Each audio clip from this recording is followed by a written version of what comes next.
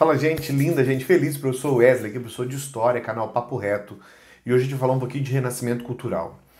Presta atenção aqui, cara. Quando a gente fala de renascimento cultural, a gente precisa começar essa aula determinando esses dois conceitos que são conceitos assim muito interessantes e muito importantes para a gente poder seguir o nosso conhecimento sobre esse processo que acontece na Europa, principalmente nas cidades italianas, ali naquelas cidades que tiveram um grande desenvolvimento durante o renascimento comercial e urbano, que é anterior um pouquinho a esse movimento. Então a gente precisa entender que esse movimento, que é um movimento que traz uma nova perspectiva sobre a cultura medieval. E o termo renascimento traz para nós já de imediato a ideia de alguma coisa que estava morta e renasceu. Então quando eu falo de renascimento cultural, eu estou falando de um momento em que a cultura renasce. Você percebe que esse aspecto, essa nomenclatura, esse termo em si, já traz algumas informações para nós. Ou seja, a galera do iluminismo, que vai ser quem vai dar esse termo, interpreta o Renascimento como um momento em que a cultura renasce depois de um grande período morta, durante um grande período sem a sua presença. E esse período em que a cultura está morta, segundo o termo Renascimento, é a Idade Média. Então, na Idade Antiga, sobretudo durante o período dos gregos e dos romanos, a gente tinha uma cultura efervescente, nós tínhamos uma cultura que merecia ser valorizada. Ela morre durante a Idade Média e vai renascer agora na Idade Moderna, depois desse processo de renascimento cultural e urbano que a gente passa na Europa, sacou?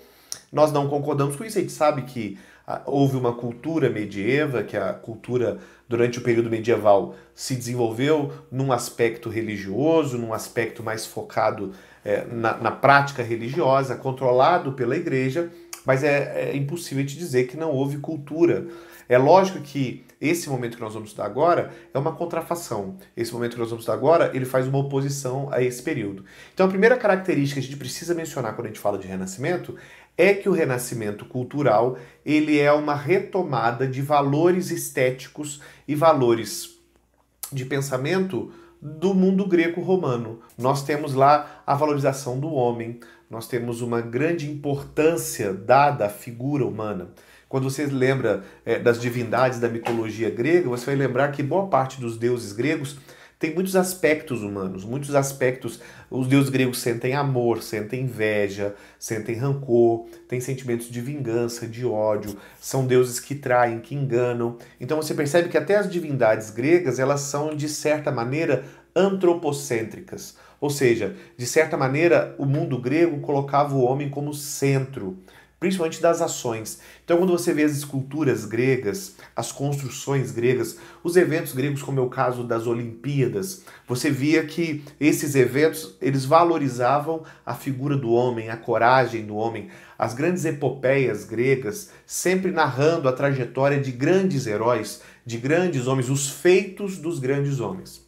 Então, o primeiro passo para a gente entender é que o Renascimento ele migra daquela cultura medieva, da cultura da Idade Média, que era uma cultura teocêntrica, que colocava Deus no centro, e traz agora para nós uma teoria, uma perspectiva de mundo mais antropocêntrica, ou seja, o homem está no centro. Então agora a arte vai ser feita a favor do homem, a literatura vai ser escrita para o homem, as artes serão produzidas para o homem, então o homem agora é o centro das ações. Tudo que nós fizermos nessa sociedade será direcionado ao homem, o homem é o centro. Preste atenção, eu não estou dizendo aqui, nesse momento, e o Renascimento não é um movimento ateísta, não é um movimento que nega Deus, é um movimento que exalta o homem por ser o homem a principal criação divina.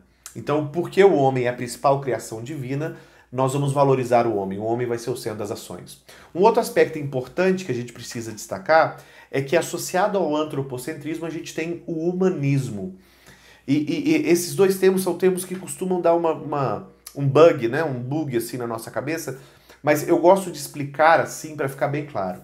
Se no antropocentrismo as ações são para o homem, ou seja, o homem é o centro das ações, no humanismo eu tenho uma expectativa sobre o homem. O homem é o centro das soluções.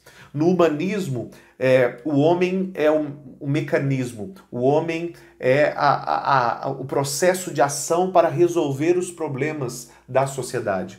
O homem é o mecanismo pelo qual Deus se manifesta para muitos renascentistas. Então aqui a gente tem um humanismo renascentista que tem uma perspectiva de que é através do homem que as mazelas do mundo, que os problemas do mundo serão resolvidos. Se o homem vai, a partir daqui, produzir o conhecimento, produzir as soluções, ainda que por inspiração divina, ainda porque é dotado das características que Deus deu para ele, diferente desse humanismo moderno que a gente tem a partir do século XVIII, século XIX, sobretudo a partir do iluminismo, o humanismo renascentista é um humanismo que ainda celebra a presença divina no homem, sacou? Então esse homem que a partir de agora é o centro das soluções, é esse homem que vai ter que encontrar a solução para as doenças, esse homem que vai ter que encontrar soluções para as guerras, esse homem que vai ter que encontrar soluções para a fome. Esse homem precisa, a partir de agora, então, desenvolver um entendimento, uma compreensão do mundo. É necessário que esse ser humano, que é o centro das ações, mas que também é o centro das soluções, desenvolva agora um espírito investigativo. Então a gente tem que entender que o renascimento é, sobretudo, um processo em que o homem toma as rédeas das descobertas, o homem precisa entender o mundo que vive. Então nós vimos aqui 4 características até aqui principais sobre o renascimento cultural. Essa volta ao pensamento greco-romano, que é uma valorização do homem, então aí a gente tem a segunda característica, que é essa característica ligada ao antropocentrismo, ou seja, nós temos a separação do teocentrismo e a busca agora de colocar o homem no centro.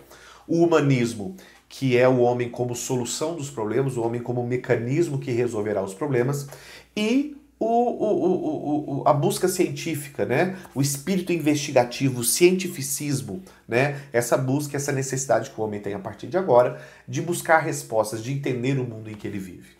É fundamental você entender que esse processo ele ganha muita força e muita dimensão nas cidades italianas. Cidades que vão ter a presença de ricos burgueses e a burguesia precisa, nesse momento, de uma ruptura na sociedade. A burguesia precisa de uma nova maneira de refletir o seu pensamento. A burguesia, que era duramente controlada pela igreja e pelos reis, precisa, nesse momento, de que a sociedade tenha uma nova perspectiva de mundo. Por isso, a burguesia financia de maneira muito própria e de maneira muito efetiva. Os burgueses que financiam os artistas vão ser chamados de mecenas. Mecenas é o cara que vai dar a possibilidade dos artistas renascentistas viverem desse processo. A gente precisa elencar aqui algumas características básicas do Renascimento. E existe um acróstico, um acróstico, que eu gosto muito, que é a ideia da palavra carinho. Eu gosto desse tipo de estratégia para memorizar, e aí vai aparecer aí na tela agora a palavra carinho, e a palavra carinho traz consigo as principais características do Renascimento. Então a primeira, o cientificismo, a segunda aí você pode ver o antropocentrismo, a terceira, o racionalismo, a quarta, o individualismo, a quinta, o naturalismo, a sexta, o humanismo ou o hedonismo, que são termos semelhantes, mas não iguais, e a última, o otimismo. Essas palavras aí, essas características, esses conceitos, são conceitos que vão permear o Renascimento por toda a sua história. Então as obras renascentistas, elas terão essas características, ou seja, um espírito investigativo, há um crescimento, um desenvolvimento da matemática, há um desenvolvimento da anatomia, da medicina, da astronomia. Ou seja, há uma busca de entender como é que o mundo funciona, das leis naturais do mundo, daí o naturalismo, né? Existe também aqui uma busca muito grande por desenvolver um pensamento mais racional.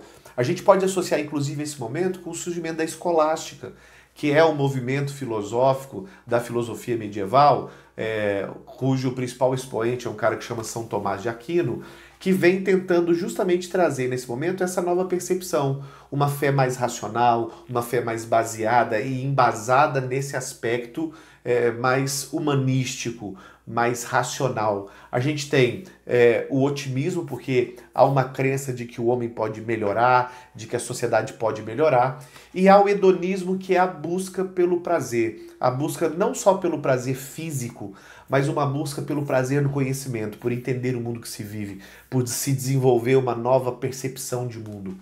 Saca? Então, a gente tem essas principais características. A partir daqui, então, a gente tem que começar a entender como é que isso se materializa, sobretudo na arte. Porque a arte, a literatura, talvez seja o símbolo máximo desse movimento, que é um movimento intelectual. Então, esse movimento intelectual que nós vimos até agora, com todos esses conceitos, vai produzir na arte alguns efeitos. Então, o primeiro efeito que se produz na arte é produzir uma arte mais realista. Você vai ter no processo renascentista, tanto no 300, 400 e 500, que são os períodos ali, e nessa aula a gente não vai poder aprofundar nisso, mas em todo esse processo do desenvolvimento, nessas fases do desenvolvimento do Renascimento, você vai perceber que as artes são muito mais realistas. A gente tem uma preocupação muito maior em expor os detalhes, porque eu preciso agora desse realismo para expressar o humano. Então, aquela pintura, aquela iluminura medieval, que não tinha profundidade, que não tinha noção de luz, de claro e de escuro, que não tinha um realismo, essa obra de arte agora, essa pintura, vai passar agora a ter uma perspectiva. Então, existem mecanismos técnicos, existem novas técnicas de pintura, de produção artística que são inseridas nessa sociedade. Então eu vou ter como características básicas, sobretudo das pinturas, das telas e dos afrescos, eu vou ter a perspectiva, que é esse papel de eu conseguir dar uma dimensão, de dar uma tridimensionalidade para a pintura. Eu vou ter o uso do esfumato, que é essa noção de claro e de escuro, que é um tipo de pintura que vai conseguir traduzir para a tela emoções mais presentes, mais realistas.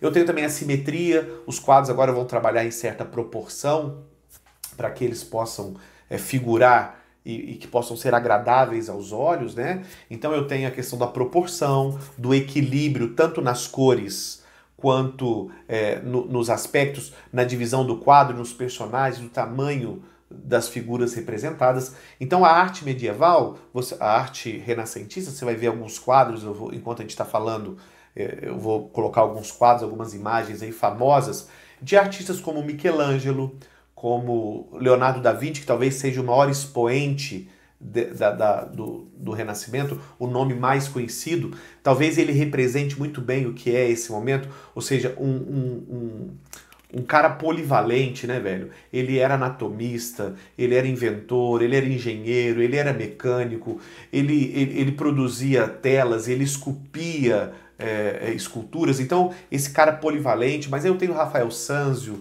eu tenho Michelangelo, eu tenho Donatello, ou seja, tá aqui as tartarugas ninjas estão todas aqui, só faltou o Mestre Splinter para poder, e o Vingador para poder continuar e ficar aqui a festa toda, né?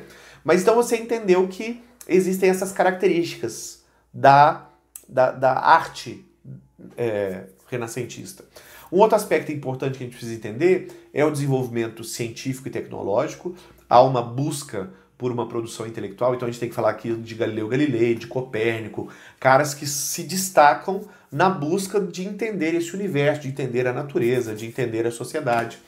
Há que se falar aqui também da questão literária, então nós temos nomes como Dante Alighieri, que vai produzir a Divina Comédia, que é um livro que tem um tema religioso, porque fala do inferno, mas também tem ali um tema humano, né? Um sujeito que atravessa o inferno para buscar a amada. E aí você vai ter o William Shakespeare, que também vem dessa época aqui, e aí Shakespeare vai produzir peças teatrais, romances, que falam sobre traição entre família, que falam, por exemplo, Romeu e Julieta, sobre amor, ódio, rancor, raiva, paixão. Então, todas essas obras são produzidas agora com esses elementos que nós falamos, humanismo, antropocentrismo, ou seja, o homem passa a figurar como centro da ação e também como centro da solução para os problemas do mundo.